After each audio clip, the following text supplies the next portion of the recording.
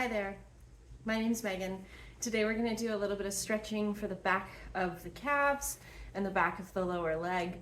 Really helpful if you're putting in a lot of miles, walking, running, hiking, jumping, any of those things. And just generally good to do. They tend to be a bit of a neglected part of the body, so helpful to bring some length into those muscles. As we're working today, we're going to use our yoga block. If you don't have a yoga block, a nice thick textbook will do, or barring that, even just using a stair, you want to make sure that there's a hand railing or something to grip onto. We're less concerned about balancing, and we're more concerned about being able to isolate and really get into the back of our leg. So to start, we're going to stand up, and I'm going to start with one foot, just bringing my toes onto the block and just leaning forward. You'll see my front leg is straight. I want a little bit of softness behind this front knee, so I'm not locking out and hyperextending, having just a little bit of softness. And I'm hinging at the hips, leaning my torso forward, bringing in a bit of a stretch through the back of the leg.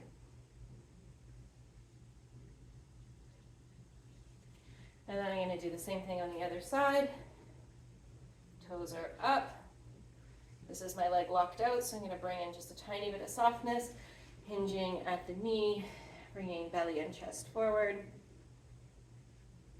Just taking a couple breaths, noticing how it feels to wake up the back of the leg. Good.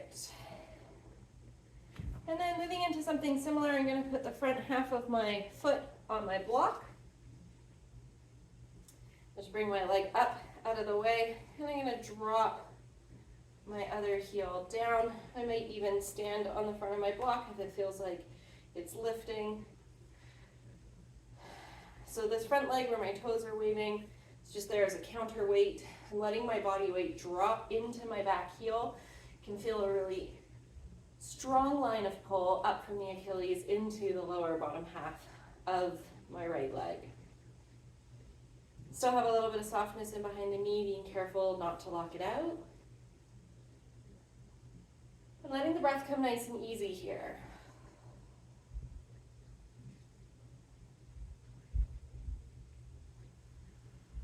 Moving into our second stretch here, we're going to keep our feet in the same spot. The only change is in my back leg.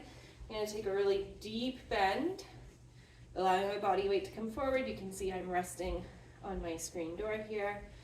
And I'm still dropping that heel down, intensifying the stretch now through the soleus muscle that doesn't cross the knee. So by bending my knee, I'm taking that gastrocnemius that crosses both joints out of the stretch. I'm isolating it.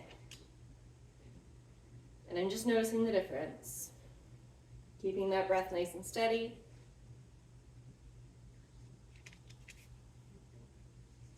And coming back up, take a moment, bring your feet flat on the ground, lift your toes, spread them wide, rock your body weight into your toes and lift your heels. Slow-mo, drop them down, bring your body weight back into your heels, lift your toes. Find the balance point in the middle, let the knees soften. Notice what you feel. Same thing, other side. I'm going to bring my leg up, toe pads on my block to start. I'm going to bring my other foot at the top of my block as a counterweight.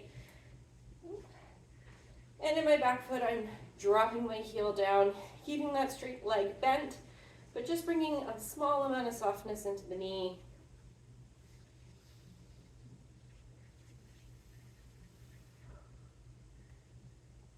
Catching your breath.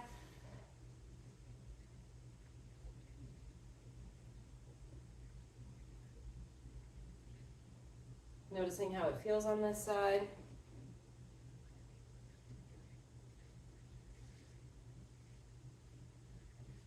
Trying to keep that line of pull consistent.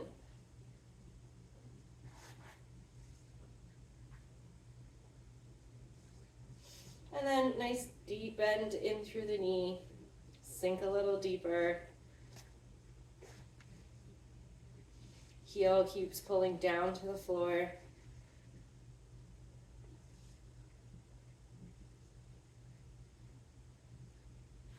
Noticing how it feels. Good. Coming back up, bringing the feet down to the floor, picking up the toes, rock your weight back and forth. Good, and we'll come to sit down, doing one more stretch here. This one for the front of your shin. So, taking your leg out long in front of you. I'm just gonna place mine up, just so you have a little bit of a clearer view because it's a subtle movement. I'm gonna point my toe, so I'm getting that nice long line of pull. Then I wanna try to tilt my big toe side of my foot down. So it's a really small movement. If you watch in here again, this is nice and neutral, pointing the toe and adding that tilt.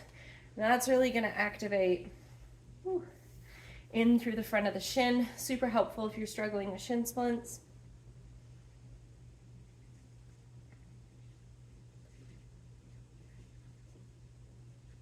Good. Releasing this side, do a couple little ankle rolls to help them reset. And we switch sides. I'll do this one facing you just so you can see. So coming into our pointed toe and that small movement. Ooh, toe cramp. So here's my pointed toe, and then see this small movement. It's only this tiniest rotation as my toe rolls inwards, coming up in through the shins. Holding your breath, making sure it's moving freely, and then release. A couple little ankle circles. And you want to try to repeat that as you go. Now, this was on a block, or maybe you did it on a book.